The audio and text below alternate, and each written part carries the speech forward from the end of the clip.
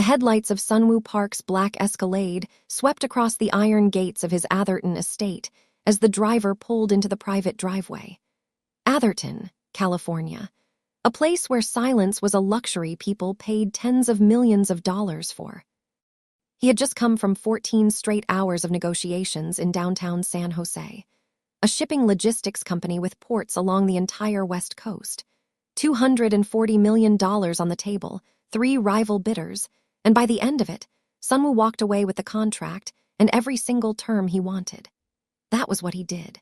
He walked into rooms where powerful men sat, and he walked out with everything they thought was theirs. People called him a Korean Mafia boss. He never corrected them. The reputation was useful. It kept competitors afraid, kept business partners honest, and kept the media from digging too deep into the empire he had built from nothing. But the truth was simpler and less exciting than the rumors. Sunwoo's empire was legitimate. Commercial real estate across California. Import-export operations spanning 3 continents. A private security firm that contracted with Fortune 500 companies. Everything legal. Everything documented. Everything earned through a combination of brilliance, brutality in negotiation, and a work ethic that bordered on self-punishment. He was 30 years old. He was worth more than he could spend in 3 lifetimes, and he was tired in a way that had nothing to do with the 14-hour meeting. His 2 bodyguards stepped out of the follow car and walked ahead of him toward the front entrance of the mansion. Sunwoo loosened his tie as he followed them up the stone path lined with Japanese maples.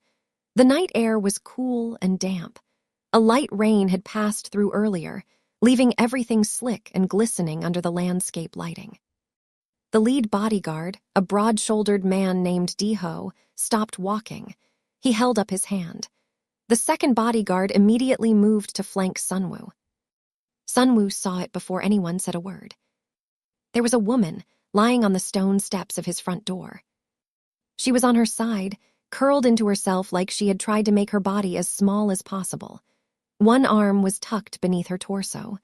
The other was stretched out toward the door, fingers extended, like she had been reaching for the doorbell but collapsed before she could press it. There was blood, a lot of it. It had pooled beneath her body and run down the steps in a thin, dark stream that caught the light like oil.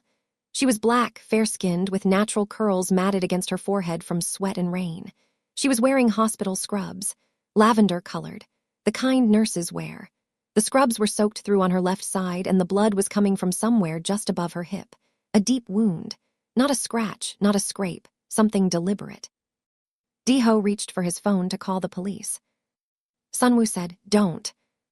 He pushed past both bodyguards. He knelt beside the woman on the cold stone. He pressed 2 fingers against her neck, feeling for a pulse. It was there. Faint, thready, but there. Her skin was clammy and her breathing was shallow, the kind of breathing that meant she did not have a lot of time. Her eyes fluttered open, just for a second. She looked directly at him, her lips moved. She whispered something. "Not help, not please." She said, "Sunwoo." Then her eyes rolled back and she went limp. Sunwoo did not move for 3 full seconds. He stared at the unconscious woman's face. He had never seen her before in his life, he was certain of it. He had an exceptional memory for faces, a skill that had served him well in business and in the years before business. He did not know this woman, but this woman knew him. She knew his name, not his last name, which was public, his first name. And she had come to his home, bleeding in the middle of the night to find him. He made a decision, in the time it took to exhale. "Call Dr. Yoon," he told Deho. "Now, tell him it is an emergency and he has 20 minutes to get here." Sunwoo slid his arms beneath the woman's body and lifted her. She weighed almost nothing. Her head fell against his shoulder, and her blood soaked through his white dress shirt immediately, warm and spreading fast. He carried her through the front door, across the marble foyer, and into the ground floor study where there was a long leather couch. He laid her down carefully, grabbed a throw blanket from the armchair, and pressed it against the wound on her side to slow the bleeding. While he held pressure on the wound, he noticed something. Her left hand was clenched in a tight fist. He gently pried her fingers open. She was holding something, a photograph, crumpled and wet with her own blood.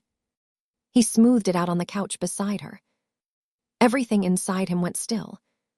It was a photo of his mother. His mother, Yoonji Park. His mother who died 11 years ago in a car accident on the Pacific Coast Highway. His mother whose funeral he attended when he was 19 years old. His mother whose death turned him from a boy into whatever he was now. The photo showed her sitting in a garden somewhere, smiling, older than he remembered her. Much older. The woman in the photo was not the 41-year-old mother he buried.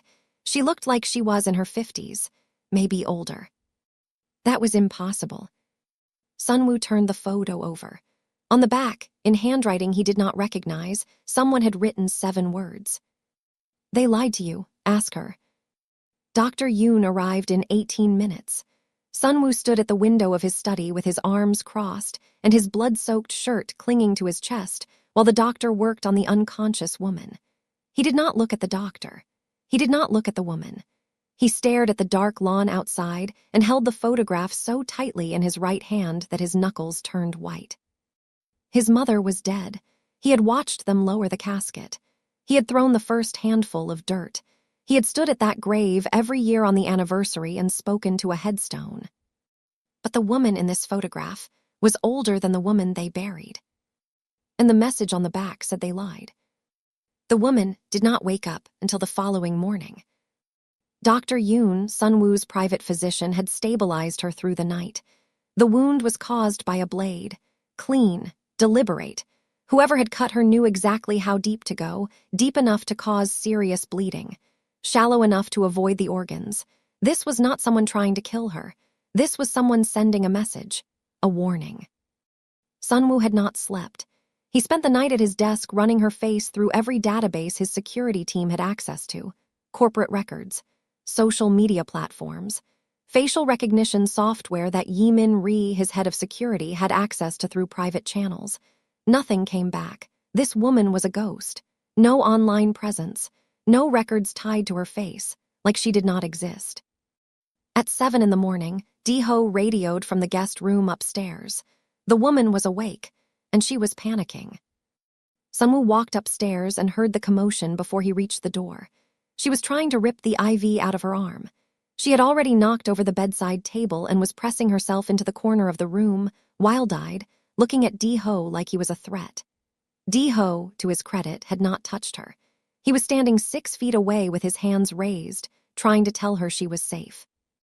She did not look like she believed him. Sunwoo stepped into the room and said calmly, "Everyone out." Di-ho left. The door closed. It was just the two of them. The woman stared at Sunwoo from the corner. Her chest was heaving. Her curls were wild around her face, and the bandage on her side was spotted with fresh blood from her movement. She was scared. Genuinely, deeply scared. But underneath the fear, Sunwoo saw something else. Defiance. She was not the kind of person who stayed afraid for long. He pulled a chair from the desk, set it in the middle of the room, and sat down. He did not move toward her. He did not raise his voice. He reached into his jacket pocket and held up the blood-stained photograph of his mother. "Start talking," he said. Her name was Sandra Cole. She was 27 years old. She was a registered nurse at a private long-term care facility in Palo Alto, specializing in geriatric and palliative patients. She had worked there for 3 years. 8 months ago, a new patient was admitted to the facility under the name Mrs. Cho. She was elderly, frail, and terminally ill with late-stage kidney failure. She had no listed family, no emergency contacts. Her care was paid for in full by a private trust, and the facility administrators made it clear to the staff that Mrs. Cho was to be given the highest level of care with the lowest level of curiosity. No questions. No outside visitors, no exceptions. Sandra was assigned as her primary nurse. Over weeks and then months, Mrs. Cho grew attached to Sandra. It started small. She would hold Sandra's hand during treatments. She would ask Sandra to stay after her shift and sit with her. She would watch Sandra's face with this expression that Sandra could not name at first. Later, she realized what it was. It was love. The desperate, aching love of a woman who had been completely alone for a very long time and finally found someone kind enough to sit with her. Mrs. Cho began talking. At first it was fragments, memories that seemed disconnected. A house in the Bay Area. Cherry blossom trees in a backyard. a boy who used to sing Korean folk songs off-key and bring her wildflowers from the garden. She spoke about this boy the way people speak about something sacred, like he was the best thing she had ever done in her life. Then the fragments became a story, and the story became a confession. Mrs. Cho told Sandra that her real name was not Cho. Her real name was Yoonji Park. She told Sandra that she had a son named Sunwoo. She told Sandra that 11 years ago, someone had staged her death to keep her silent, and she had spent every day since then locked away from the world, alive but erased, breathing but buried. Sandra stopped talking. She looked at Sunwoo, who had not moved from the chair. His face was completely blank, but his hands, resting on his knees, were shaking. "She was alive," he said. His voice was barely above a whisper. "My mother was alive this entire time." Sandra nodded slowly. "She died 4 months ago, in her sleep. I was holding her hand when it happened." Sunwoo stood up so fast the chair tipped over and hit the floor with a sharp crack. He walked to the door. He stopped. He put one hand on the door frame and his head dropped forward. "She talked about you every single day," Sandra said from behind him. Her voice was thick. "Every single day, Sunwoo. She said you were the reason she stayed quiet. Someone told her that if she ever tried to contact you, they would destroy you. Not hurt you, destroy you, take everything from you. She believed them. So she stayed hidden, for 11 years, to protect you." Sunwoo's shoulders rose and fell with a breath that sounded like it was being pulled from the bottom of his chest. He did not turn around. He walked out of the room, down the hallway, and Sandra heard nothing for a long time after that. Di-ho, standing outside the door, saw something he had never seen before and knew he would never speak of. Sunwoo Park, the man the entire West Coast called untouchable, pressed his back against the hallway wall, slid down to the floor, and put his face in his hands. He stayed there for a long time. When he came back to the guest room 20 minutes later, his face was composed. His eyes were dry, but something behind them had changed. Something had cracked open and would not close again. Sandra told him the rest. After Mrs. Cho, after Yoonji died, Sandra found a sealed envelope hidden inside her pillowcase. Inside was the photograph, the handwritten message, and a USB drive. Sandra took them. She did not know what they meant, but the dying woman had made her promise. "Promise me my son will know the truth. Promise me, Sandra."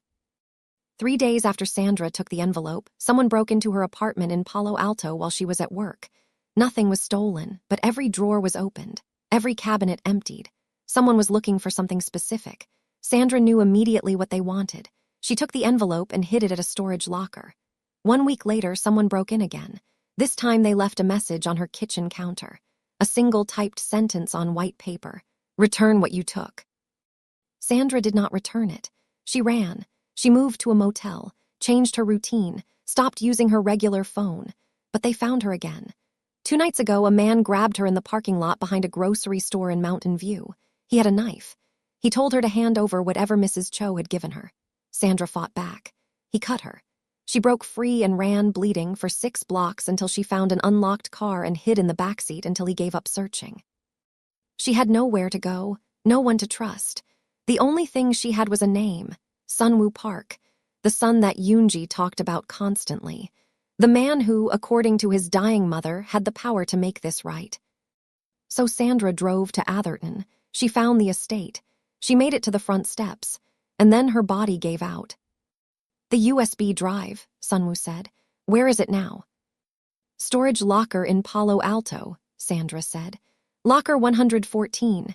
Key is in the zippered pocket of my scrub pants, the ones I was wearing when I got here." Sunwoo looked at her for a long moment. Then he pulled out his phone and made a call. "Yi-min, I need you at the estate. Now bring Preya." Yi-min re-arrived within the hour. Former military intelligence. Korean-American, sharp-featured with a quiet intensity that made most people uncomfortable. He had worked for Sunwoo for 6 years and was the only person alive that Sunwoo trusted without reservation. Billionaire arrived 30 minutes after. 26 years old, born in Fremont, California. She ran the cybersecurity division of Sunwoo's company and could crack encryptions that government agencies struggled with. She showed up with 2 laptops, a portable hard drive, and a bag of hot Cheetos. Sunwoo briefed them in his study with the door closed. He told them everything Sandra had told him. He watched their faces change as the story unfolded. Yeemin's jaw tightened. Priya stopped chewing her hot Cheetos. He sent a team to retrieve the USB drive from the storage locker. It was there, exactly where Sandra said it would be. Priya started working on the encryption immediately. Meanwhile, Yeemin pulled Sunwoo aside in the hallway. "I ran her background," he said, keeping his voice low. "Sandra Cole, 27, registered nurse just like she said, Baltimore native, parents deceased. One younger brother, Tobias Cole, sophomore at Howard University in D.C. She sends him money every month, $1,500 like clockwork. And she is clean, too clean, no debt, no criminal record, no social media presence at all, no Instagram, no Twitter, no Facebook, nothing. For a 27-year-old woman in the Bay Area, that is unusual. Maybe she values privacy. Maybe. Or maybe she has been hiding for longer than she told you." Sunwoo considered this. Keep watching her, but do it quietly. He walked back to the guest room to check on Sandra and found her standing in the middle of the room, fully dressed in borrowed clothes from the housekeeper, trying to pull on her shoes with one hand while the other pressed against her bandaged side. "What are you doing?" he asked from the doorway. "Leaving," she said without looking up. "I delivered the photograph. I told you what your mother said. You have the USB drive. You do not need me here anymore. You were stabbed 2 nights ago. I am a nurse. I know how to take care of a wound. You showed up at my door half dead. And now I am half alive, which is an improvement." She finally got her shoe on and straightened up, wincing. "Look, I did what she asked me to do. I got the message to her son. My part is done. I have a life. I have a job. I have a brother who needs me to wire him money by Friday or he cannot pay his meal plan at Howard. I cannot just disappear into some billionaire's mansion and play witness protection." Sunwoo leaned against the door frame. "Whoever cut you is still out there. You go back to your life, they will find you again, and next time the blade will go deeper. I have handled worse. I believe you, but handling worse does not mean you should have to." Sandra looked at him then, really looked at him. He was still wearing the blood-stained shirt from last night, her blood. He had not changed. He had not slept. His eyes were red-rimmed and his jaw was tight, and he looked like a man who was holding himself together through sheer force of will. "Why do you care?" she asked. "You do not know me." "You are right, I do not. But you knew my mother. You sat with her. You held her hand when she died. You are the last person on this earth who heard her voice. And you came to my door bleeding to keep a promise you made to a dying woman you had no obligation to." He paused. "I cannot get those 11 years back. I cannot bring her back. But the answers you are running from are the same answers I have been searching for my entire adult life. And I cannot get them without you." The room was quiet for a long time. Sandra looked at the floor, then at the window, then back at him. "I am not your employee," she said. "I am not your guest. And I am definitely not your charity case." "Understood. And I want my own bathroom." Something shifted at the corner of Sunwoo's mouth. It was not quite a smile, but it was close. "You will have your own wing." Sandra stayed. The first 2 days were awkward. Sandra was fiercely independent, and Sunwoo's estate was a world she had no frame of reference for. The kitchen alone was bigger than her entire apartment. The housekeeper kept asking if she needed anything, and Sandra kept saying no even when she clearly needed things like fresh bandages and food that was not instant ramen from the gas station she had been living on for weeks. Sunwoo noticed. He did not say anything. He just made sure the kitchen was stocked with things she might actually eat. He noticed she drank her coffee black and that she read medical journals on her phone during downtime. He noticed that she called her brother Tobias every evening at 8 and that her voice changed when she talked to him. It became softer, lighter, like she was a different person when she was not carrying the weight of everything alone. On the second night, Sandra could not sleep. The stitches on her side pulled every time she turned over, and the unfamiliar silence of a mansion was louder than any city noise she was used to. She went downstairs to the kitchen at midnight to make tea. Sunwoo was already there, sitting at the island counter in the dark. The photograph of his mother was on the counter in front of him, illuminated only by the under-cabinet lights. He was just staring at it, not touching it, just staring. Sandra stopped in the doorway. She almost turned around.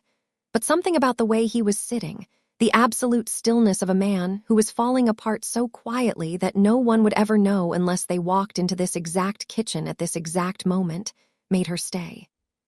She did not say anything. She walked to the stove, boiled water, and made 2 cups of tea. She set one in front of him on the counter. Then she turned around and walked out. She was halfway down the hall when she heard him pick up the cup.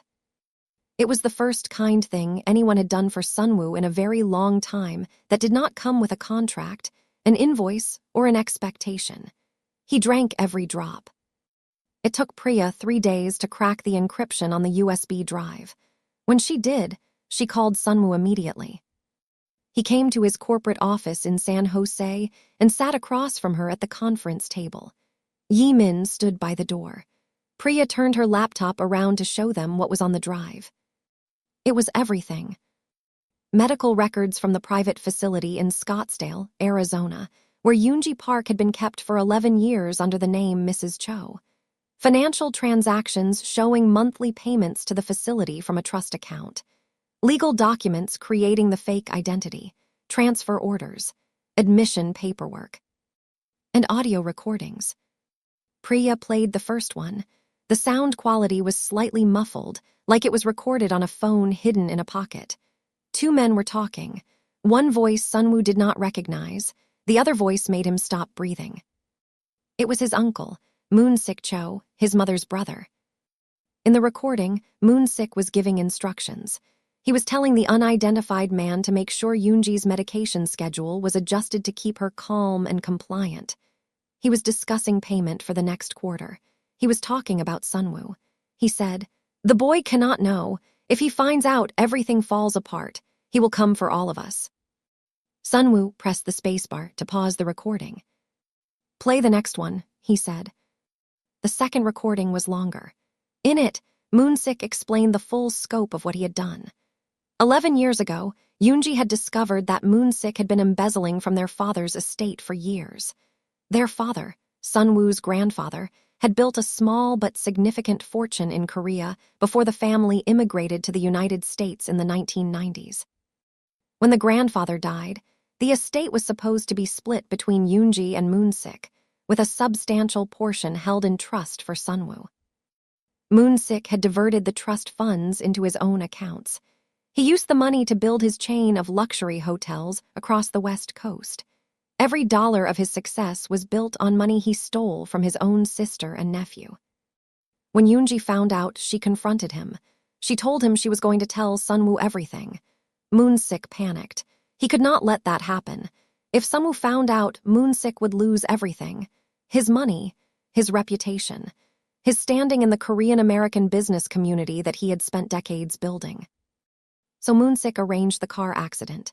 Yoonji's car was run off the Pacific Coast Highway, but she was not in it when it went over the cliff. She had been pulled from the vehicle minutes before by men Moon-sik had hired. She was sedated, transported to Arizona, and placed in the care facility under a false name. Moon-sik paid for everything. He controlled everything. And he told Yoonji that if she ever tried to reach her son, he would make sure Sunwoo was destroyed. Not physically, financially. Socially, completely, Moon-sik had connections, powerful connections. And Yoonji, isolated and afraid, believed him. So she stayed silent for 11 years. She stayed silent, and she watched her son grow up through news articles and business magazines that the facility staff occasionally brought her. She stayed silent, and she died without ever hearing his voice again. Sunwoo listened to all 4 recordings without moving. When they were finished, the conference room was silent. Priya was staring at her keyboard. Yi-min was watching Sunwoo with the careful attention of a man who knew what contained violence looked like. Sunwoo did not scream. He did not throw anything. He did not slam his fists on the table. He sat perfectly still with his hands flat on the surface in front of him and his eyes focused on a point somewhere beyond the wall. Moon-sik Cho, the man who stood beside him at his mother's funeral, The man who put his arm around a sobbing 19-year-old Sunwoo and told him to be strong. The man who helped him secure his first investors. The man who mentored him through the early years of building his empire. The man he called uncle. The man he trusted. "Sunwoo," Yimin said quietly. "I need the room," Sunwoo said. His voice was flat, empty. They left. The door closed. Sunwoo sat alone in the conference room for 45 minutes. When he came out, his face was composed and his instructions were precise. He told Yimin to compile a complete file on Moon 6 financial holdings, business associates, and travel schedule.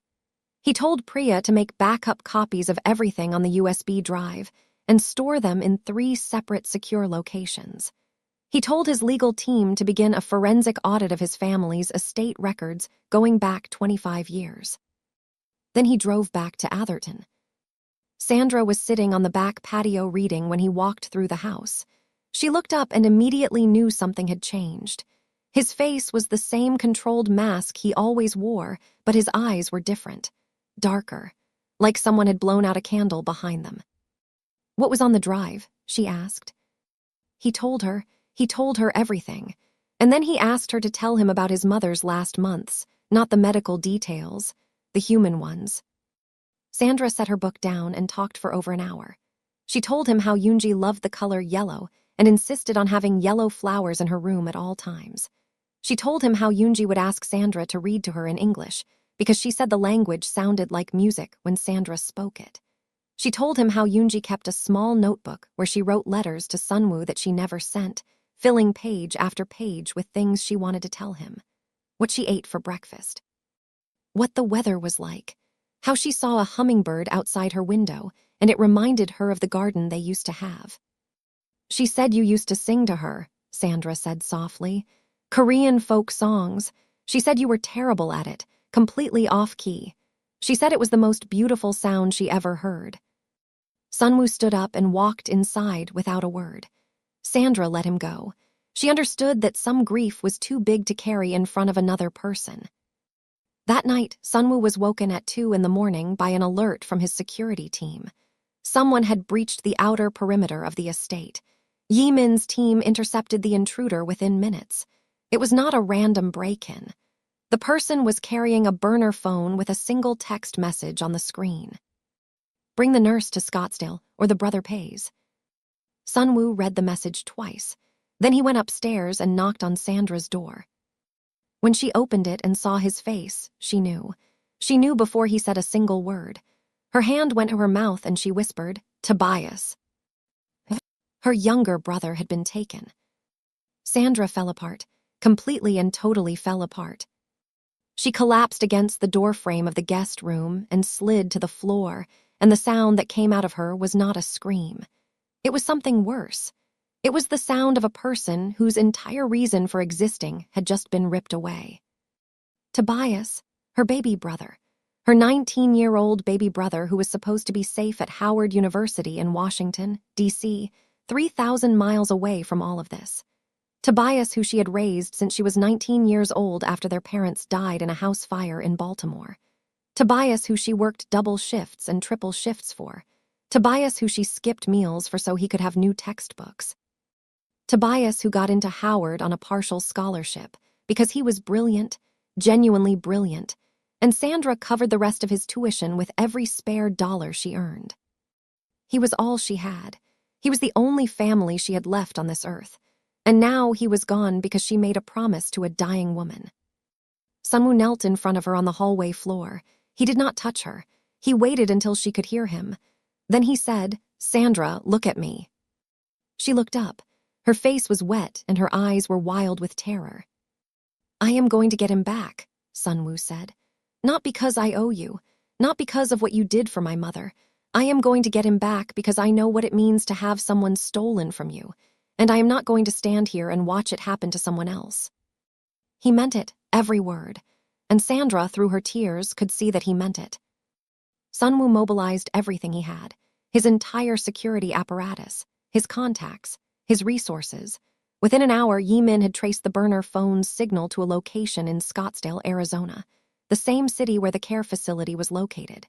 the same city where Yoonji had spent 11 years in captivity. This was not a coincidence. Someone was cleaning house, tying up loose ends. Sandra was a loose end. The USB drive was a loose end, and now Tobias was leverage. They flew to Scottsdale on Sunwoo's private jet. Sandra sat rigid in her seat, staring straight ahead, her hands gripped together in her lap so tight her knuckles were pale. Sunwoo sat across from her going through intel reports from Yimin on his tablet.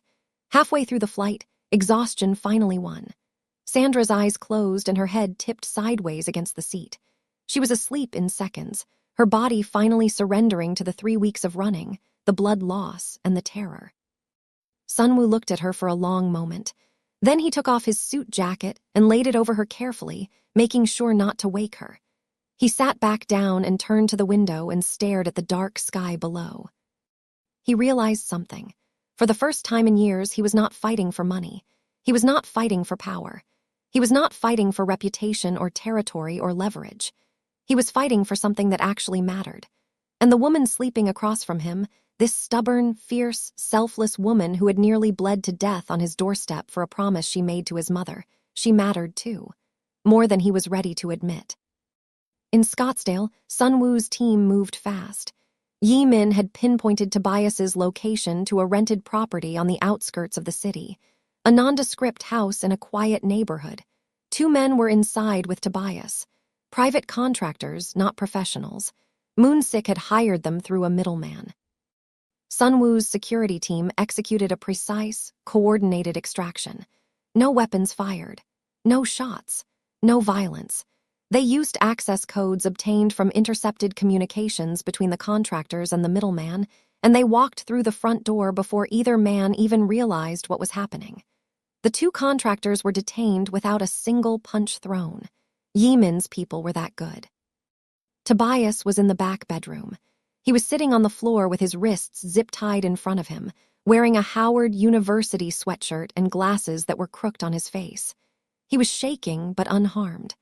When the door opened and Sandra ran in, he looked up at his sister and his face crumpled.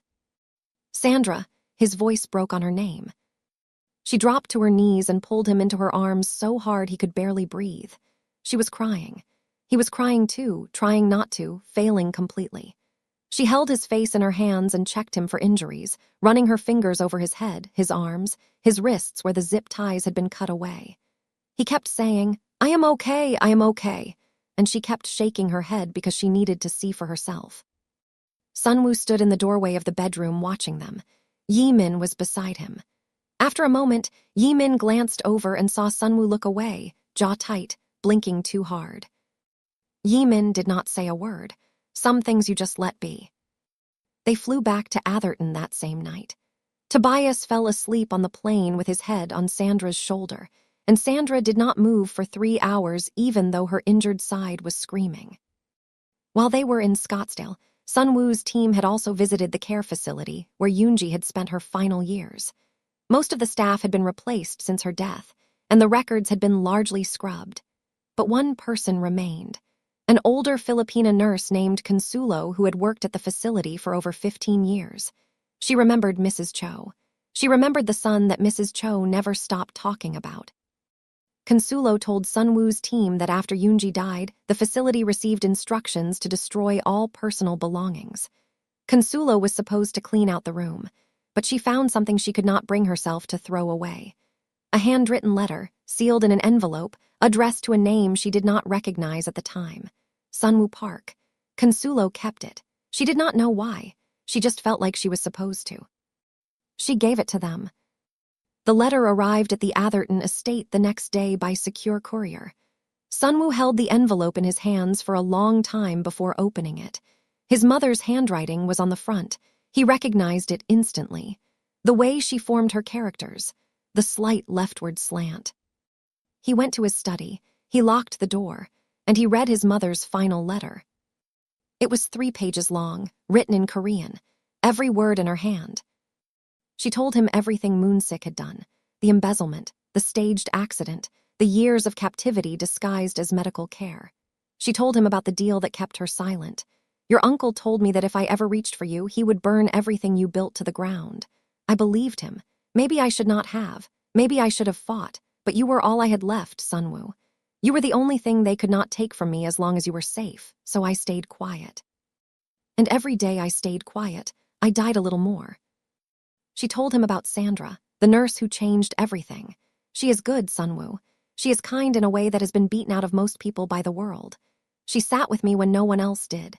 She listened. She did not have to care about an old woman with no name and no visitors, but she did. She is the reason you are reading this letter. If she finds you, if she keeps the promise she made me, take care of her. Not because I asked, because she deserves someone in her corner for once. The final paragraph hit Sunwoo like a freight train. My beautiful boy, I did not stay away because I stopped loving you. I stayed away because loving you was the only thing I had left, and I could not let them take that too. Do not let anger be what defines you now. You are more than what they made you. You always were, but if you must fight, fight with your eyes open. Moonsick is not the only one. There is someone above him, someone who funded everything. Find the name Garrett Whitfield. He holds the rest of the truth. Sunwoo put the letter down on his desk. His hands were shaking so badly that the pages rattled against the wood. He pressed his palms flat on the desk and closed his eyes and breathed. Then he made a phone call. He called Moonsick's personal number. His uncle answered on the third ring. Sunwoo, it has been too long. How are you? Sunwoo said, I know what you did. I have the recordings. I have the financial records. I have everything. The line went silent. Meet me at your hotel in Beverly Hills tomorrow at noon, Sunwoo said. Do not make me come find you. He hung up. The next day, Sunwoo walked into the penthouse suite of Moonsick's flagship luxury hotel in Beverly Hills. Moonsick was waiting. He was a polished man in his early 60s, silver-haired, well-dressed, with the kind of easy confidence that came from decades of being the smartest person in every room. He smiled when Sunwoo entered. Sunwoo did not smile. He sat down across from his uncle and placed a small speaker on the table between them. He pressed play. Moonsick's own voice filled the room. The boy cannot know. If he finds out, everything falls apart. The smile disappeared from Moonsick's face, like someone had wiped it off with a cloth. Sunwoo let the recording play for 90 seconds. Then he stopped it. The silence that followed was enormous. She was alive, uncle, Sunwoo said in Korean. His voice was quiet, controlled, terrifying in its calm. My mother was alive for 11 years. She was alone. She was afraid.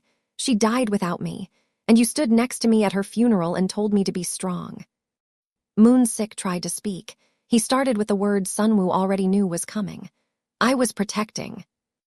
Do not, Sunwoo's voice cut like a blade. Do not say you were protecting the family. You were protecting yourself. You stole my grandfather's money. You stole my inheritance. And when my mother found out, you did not face the consequences like a man. You buried her alive. You used her love for me as a prison, and you locked her in it for over a decade. Moonsick's composure cracked. His hands were trembling on the table. You do not understand the position I was in. I understand perfectly. You were a thief who got caught by his own sister, and instead of accepting responsibility, you erased her from existence. Sunwoo leaned forward. You have 48 hours. Liquidate every asset connected to the embezzled funds. Transfer every dollar with interest into a trust that my legal team will designate. If you do not, every recording, every document, every piece of evidence goes to the FBI, the IRS, and every news outlet on the West Coast. Moonsick's face was gray. You would do that to your own family. Sunwoo stood up. He looked down at the man who was once the most important figure in his life after his mother, and he felt nothing. No anger, no sadness, just a vast, empty space where trust used to live. You are not my family, Sunwoo said. You stopped being my family the night you buried an empty casket and watched me cry over it. He walked out without looking back. That evening, Sandra found Sunwoo sitting alone in the garden behind the estate. The California sky was turning purple and orange above the oak trees, and he was sitting on a stone bench near the koi pond with the letter from his mother folded in his lap. He was not crying, but the evidence of it was all over his face. Sandra almost walked away. She almost gave him his privacy, but something pulled her forward. She sat down beside him on the bench. She did not say anything for a while. They just sat in the quiet. Then Sandra said, "She used to hum a song every evening, a Korean melody. She never told me the name, but I heard it so many times I learned it." She hummed it, softly, under the darkening sky. Sunwoo closed his eyes. His jaw trembled. He knew the song. It was the same lullaby his mother sang to him when he was a child. The same one he could never quite remember the melody to, no matter how hard he tried. Sandra's hand moved across the bench and settled on top of his. He did not pull away. He turned his palm up and her fingers slid between his and they sat like that, hand in hand, while the last light faded from the sky. Neither of them said a word. Neither of them needed to. The name from his mother's letter haunted Sunwoo, Garrett Whitfield. Priya and Yi-min dug into Whitfield's background over the next several days, and what they found made the situation significantly more dangerous. Garrett Whitfield was a billionaire venture capitalist based in Newport Beach, California, one of the wealthiest communities in the country. He sat on the boards of 3 Fortune 500 companies. He had donated millions to hospitals, universities, and political campaigns on both sides of the aisle. His name was on the wings of buildings. His face was in Forbes. He played golf with senators. He was, by every public measure, one of the most respected and untouchable men in American business. But buried beneath the polished surface was something much uglier. Whitfield had been the original American partner who helped wealthy Korean families establish business footholds in the United States going back 25 years. Sunwoo's grandfather was one of those families. Whitfield provided connections, legal cover, and political access. In exchange, he took enormous hidden cuts from the family's wealth. He leveraged immigration anxieties, language barriers, and cultural pressure to keep the families compliant. He was not a partner. He was a parasite. When Moon-sik began embezzling from the family estate, Whitfield was not just aware of it. He was taking a percentage. Moon-sik was funneling money to Whitfield in exchange for continued protection and access to American power networks. It was an arrangement that had been running for over 2 decades. And when Yoonji discovered the full scope of Moon-sik's theft and Whitfield's involvement, it was Whitfield who designed the plan to make her disappear. Moon-sik was just the family member who carried it out. Whitfield was the architect, the puppeteer, the man who decided that a mother's life was an acceptable cost of doing business. Sunwoo absorbed this information in the conference room of his San Jose headquarters with the same terrifying stillness that Yi-min had come to recognize. When Priya finished her briefing, Sunwoo asked one question. How many other families did he do this to? Priya looked at Yi-min. Yi-min looked at the floor. At least 7 that we can trace, Priya said. Korean, Vietnamese, Chinese families, all of them came to the U.S. with money and ended up under Whitfield's thumb. Some lost everything. Some just lost most of it. None of them ever talked because Whitfield had leverage on all of them. Sunwoo nodded slowly. Find me the ones who are willing to talk now. Meanwhile, Sandra made a decision that nearly cost her everything. She went back to her apartment in Palo Alto. She needed documents for Tobias. His enrollment paperwork, his insurance information, records she needed to ensure his semester at Howard was not disrupted by any of this chaos. She told Deho she would be 30 minutes. She walked into her apartment and froze. It had been destroyed. Not just searched this time, destroyed. Every piece of furniture was overturned. Her nursing textbooks were torn apart. Her clothes were shredded. The photographs of her parents were smashed on the floor, glass everywhere. And on the bathroom mirror, written in thick black marker, were 5 words. You should have stayed dead. Sandra backed out of the apartment with her heart hammering so hard she could feel it in her teeth. She called Deho, who called Yi-min, who called Sunwoo. When Sandra arrived back at the estate, Sunwoo was waiting in the foyer. His face was controlled, but his eyes were burning. He looked at Sandra and said, You went alone. I needed documents for Tobias. You went alone, without security, without telling anyone, after everything that has happened. I am not your employee, Sunwoo. I do not need your permission. This is not about permission. His voice rose for the first time since she had known him. This is about you being alive tomorrow. Do you understand that? Whoever wrote that message on your mirror wants you dead. not scared, dead, and you walked into your apartment alone like none of this is real. I have been taking care of myself since I was 19 years old. And you have done an incredible job of it, but you are not alone anymore. You do not have to do everything by yourself. I already lost someone because I was not there. He stopped himself. The words had come out before he could catch them. The anger drained from his face and something raw and unguarded took its place. I lost my mother because I was not there. I am not going to lose someone else because she was too stubborn to let me help. The words hung in the air between them. He said someone else, not a witness, not an asset, not a temporary arrangement, someone else. Like she had become a person who mattered to him in a way he had not planned for and did not know how to handle. Sandra stared at him. He looked away first. He always looked away first when she got too close to whatever was really going on behind his eyes. She did not push. She just said quietly, "Okay, next time I will take Deho." He nodded. He walked away. And Sandra stood in the foyer with her heart doing something she absolutely did not have time for. Later that evening, Sunwoo passed through the kitchen and found Tobias sitting at the island counter with a corporate finance textbook open in front of him. Tobias was highlighting something with a yellow marker, his glasses slightly crooked. Sunwoo paused. "Corporate finance." Tobias looked up. "Yeah. It is my major. Well, finance and data analytics double major." "That is ambitious." Sandra says ambitious is just another word for too stubborn to pick one thing. Sunwoo almost smiled. He sat down on the opposite side of the island and they talked for 20 minutes about valuation models and market analysis. Tobias was smart, not just textbook smart, naturally sharp, the kind of mind that saw patterns other people missed. "If you want a summer internship," Sunwoo said, "my company has a program. It is competitive, but I could put in a word." Tobias looked across the room at Sandra, who was reading on the couch. She gave a small nod. Tobias grinned. It was wide and genuine, and it transformed his whole face. "For real." For real. It was the first time Sunwoo had smiled since this entire nightmare began. A real smile, small but real. And Yi-min, who was passing through the hallway, saw it and thought, well, that is new. Sunwoo did not go after Garrett Whitfield with threats or intimidation.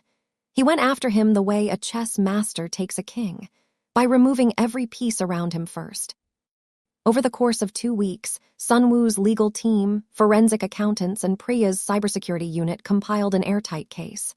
Financial fraud, coercion, conspiracy, systematic exploitation of immigrant families over a 25-year period. Every transaction was documented. Every shell company was traced. Every hidden account was mapped. Sunwoo reached out to 3 other Korean-American families who had been victimized by Whitfield's scheme. 2 of them agreed to come forward. Their testimonies were devastating. One family had lost a restaurant empire they had spent 30 years building. Another had been pressured into signing over mineral rights to property they owned in Alaska that turned out to be worth $40 million. These were families who had come to America with hope and hard work, and had been systematically stripped of what they built by a man who smiled in their faces while robbing them blind. Moon-sik, faced with Sunwoo's 48-hour ultimatum, folded completely. He liquidated his hotel assets. He transferred the embezzled funds plus interest into a trust designated by Sunwoo's legal team. He cooperated fully, providing documentation and testimony about his arrangement with Whitfield. In exchange, Sunwoo did not release the recordings publicly. But Sunwoo made one thing clear. Moon-sik was to leave the country. He was to never contact Sunwoo again. Not a phone call, not a letter, not a message through a third party. Nothing, ever. Moon-sik flew to Korea the next day. He did not say goodbye. There was nothing left to say. With Moon-sik's testimony and the documentary evidence, Sunwoo's legal team prepared a comprehensive filing for federal investigators. Simultaneously, Sunwoo arranged something that would ensure the story could not be buried by Whitfield's political connections and media influence. He held a press conference. In the main auditorium of his corporate headquarters in San Jose, Sunwoo stood behind a podium in front of cameras from every major news network. His legal team flanked him on both sides. Two of the victim families stood behind him. Sandra watched from backstage on a monitor. Tobias stood beside her. Sunwoo did not make it personal. He did not mention his mother by name. He did not talk about his grief or his rage or the 11 years that had been stolen from him. He framed the entire presentation around a systemic issue: the exploitation of immigrant families by American power brokers who weaponized trust and access. He presented the evidence clearly and methodically: financial records, shell company structures, testimony excerpts. Every slide was damning, every document was verified. By the time he finished, the room was silent. A reporter asked, "Mr. Park, you are alleging that one of the most prominent venture capitalists in the country systematically defrauded multiple immigrant families. Do you have any personal connection to these allegations?" Sunwoo paused. For just a moment, the mask slipped, just enough for anyone paying attention to see the man underneath. "I have a personal connection to what it means to lose someone because powerful people decided that your family did not matter enough to protect," he said. No further comment on that. The story went viral before the press conference was over. National news picked it up within hours.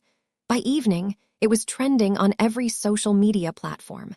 By the next morning, Whitfield's board memberships were collapsing like dominoes. His political allies were distancing themselves publicly. Federal investigators announced they were opening a formal case. Garrett Whitfield, the untouchable billionaire of Newport Beach, was no longer untouchable. After the press conference, Sunwoo walked backstage. The adrenaline was draining out of him, and what was left behind was exhaustion and something he had not felt in so long he almost did not recognize it: relief. It was not over. The legal process would take months, maybe years, but the truth was out. It could not be buried again. Sandra was waiting for him behind the stage curtain. She looked at him. He was leaning against the wall with his tie loosened and his eyes red-rimmed. He looked like a man who had just laid down something impossibly heavy that he had been carrying for a very long time. "Your mother would have been so proud of you," Sandra said. He looked at her. His voice was rough when he said, "She would have loved you. She always loved people who fought even when they were scared." Sandra blinked, and 2 tears rolled down her cheeks. Sunwoo reached out and gently tucked a curl behind her ear. His fingers lingered against her temple for just a moment. It was the most tender thing he had ever done in his entire life. And standing there backstage, with the noise of reporters and cameras on the other side of the curtain, something between them finally stopped being unspoken. 6 months later, Garrett Whitfield was indicted on 14 counts of financial fraud, conspiracy, and coercion. His assets were frozen pending trial. The families he had exploited began receiving restitution through a fund that Sunwoo personally established and endowed with $50 million. The fund was named the Yoonji Park Foundation. Its mission was to provide legal protection, financial advocacy, and educational support for immigrant families targeted by predatory business practices. The foundation was Sandra's idea. Sunwoo just wrote the check. Sunwoo flew to Scottsdale one more time, this time alone. He visited his mother's real grave, a quiet plot in a small cemetery on the outskirts of the city that Sandra had helped him locate through Consulo at the care facility. He brought white chrysanthemums, the Korean flower for mourning and remembrance. He placed them on the headstone and sat down on the grass beside it. He read her letter out loud, all 3 pages. His voice broke twice, but he finished it. Then he sat quietly and told her things. He told her about the foundation in her name. He told her about the press conference. He told her about Moon's sick leaving and Whitfield's indictment. Then he told her about Sandra. "You were right about her, Oma," he said. "She is good. She is stubborn and she argues with me about everything, and she makes terrible coffee, but she makes it for me anyway. She kept her promise to you. She found me, and I think maybe you knew she would." He sat there for a long time. The sun moved across the sky. A bird sang somewhere in a tree nearby. And for the first time since all of this began, Sunwoo felt something inside him settle into place. Not peace exactly, but the beginning of it. Sandra did not stay at the Atherton estate permanently. She went back to work, but not at the private facility. Sunwoo connected her with a contact at Stanford Medical Center, one of the top hospitals in the country, and they offered her a position in the critical care unit. It was the job she had wanted since nursing school, but never had the connections or the time to pursue. She was clear about one thing when Sunwoo told her about the opportunity. "I earned this position. You only opened the door." "I know," he said. "I am serious. I passed every interview. I met every qualification." "I know, Sandra. I do not want anyone thinking I got this because of you. No one who spends more than 5 minutes with you would think that." She looked at him, then she smiled. It was small and reluctant, like she was annoyed at herself for finding him charming. He filed that smile away in a place he would never admit existed. Tobias went back to Howard. He was thriving. His grades were excellent, and he had been accepted into Sunwoo's summer internship program at the company's San Jose headquarters. He called Sandra every Sunday evening and Sunwoo every Wednesday night. Sunwoo pretended to find the Wednesday calls inconvenient. He moved his entire Wednesday evening schedule around to make sure he was available. Yimin noticed and said nothing. Priya noticed and said, "That is adorable." Sunwoo told her she was fired. She was not fired. Sunwoo and Sandra did not rush into anything. They were two people who had been shattered by loss at young ages and had rebuilt themselves alone, without help, without softness, without anyone to lean on. Trust was not something either of them gave easily. Love was even harder. But it came, slowly, stubbornly, like everything else about both of them. Their first real date was not at some Michelin-starred restaurant in San Francisco or a rooftop bar in Beverly Hills. Sandra told Sunwoo to clear his Saturday night and refused to tell him where they were going. She drove them to a night market in San Jose. Tents and food stalls and string lights and live music and hundreds of people crowded together eating and laughing and being loud in exactly the way Sunwoo's carefully controlled world never was. She made him try everything: Thai iced tea, elote, mochi donuts, Filipino barbecue on a stick. He ate a funnel cake for the first time in his life and got powdered sugar on his nose and did not notice. Sandra looked at him standing there in his $2,000 jacket with powdered sugar on his face like a 5-year-old, and she laughed so hard she snorted. Then she clamped her hand over her mouth in absolute horror. Sunwoo looked at her, and the expression on his face was something Yimin or Diho or Priya or anyone who knew him would not have believed if they had seen it. He looked at her like she had invented sunlight. Like every sharp edge in him had been quietly sanding itself down since the night she bled on his doorstep, and he was only just now realizing what was underneath. "Did you just snort?" he asked. "No." "You absolutely did." "It did not happen. We are never speaking of this again." "I am going to speak of this constantly." "Sunwoo. For the rest of my life." She threw a piece of funnel cake at him. He caught it and ate it. And they walked through the night market hand in hand like two normal people on a Saturday night, which is all either of them had ever really wanted to be. He told her he loved her on a Tuesday. It was not during a grand gesture. It was not at a dramatic moment or a beautiful location. They were in his kitchen. She was making coffee. He was sitting at the island counter reading something on his tablet. Morning light was coming through the windows, and she was wearing one of his old Stanford t-shirts, and her curls were piled on top of her head in a messy bun, and she yawned and stretched and said, "I should probably head home." And Sunwoo said, without looking up from his tablet, "Or you could stay. Not just tonight, always." Sandra put the coffee mug down. She turned around and looked at him. He finally looked up. His face was calm, but his eyes were not. His eyes were terrified. The most powerful man on the West Coast, the man who could sit across from billionaires and senators without blinking, was terrified of what a 27-year-old nurse from Baltimore was about to say. "Are you asking me to move in with you?" Sandra said slowly, using the least romantic delivery in human history. "Yes." She stared at him. He stared back. The coffee machine beeped. "Okay," she said. He blinked. "Okay." "Okay." Just okay. No conditions, no counterproposal, no negotiation. Sunwoo, I said okay, take the yes. He stood up. He walked around the island. He took her face in his hands and kissed her forehead, then her nose, then her mouth. And Sandra, who had been taking care of herself since she was 19 years old, who had never leaned on anyone for anything, who had never let herself need something she could not provide on her own, leaned into him and let herself be held. 3 months after that Tuesday, on a warm evening in early fall, Sunwoo stood in the garden behind his Atherton estate. The same garden where Sandra had hummed his mother's lullaby all those months ago. The koi pond caught the last of the sunset. The oak trees rustled in a light breeze. Sandra stood beside him. Inside the house, Tobias was arguing with Yeeman about basketball. Tobias was insisting that the Wizards were going to make the playoffs this year, and Yeeman was telling him that was statistically impossible, and Tobias was saying statistics did not account for heart, and Yeeman was saying that was the most ridiculous thing he had ever heard, and they were both enjoying themselves immensely.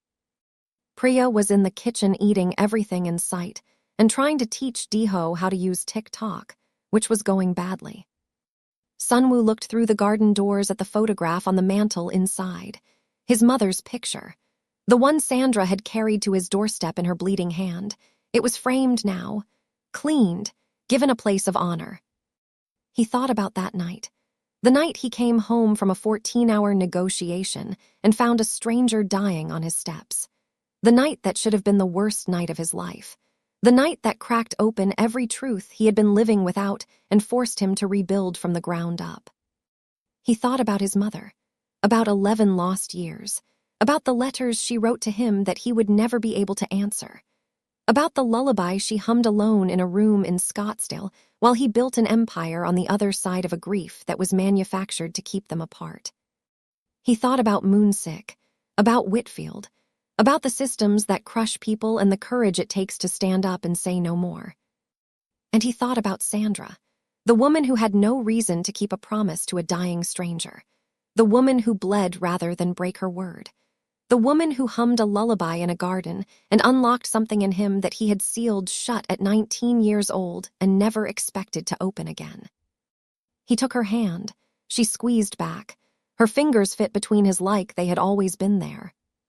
The man who built an empire out of grief finally understood what it meant to build a life out of love. It was messier, louder, more terrifying than any boardroom negotiation or business acquisition. It required a kind of courage that money could not buy and power could not guarantee. But standing in that garden with Sandra's hand in his, and the sound of Tobias laughing inside, and his mother's photograph watching over all of them from the mantel, Sunwoo Park was not afraid. For the first time in his life, he was home.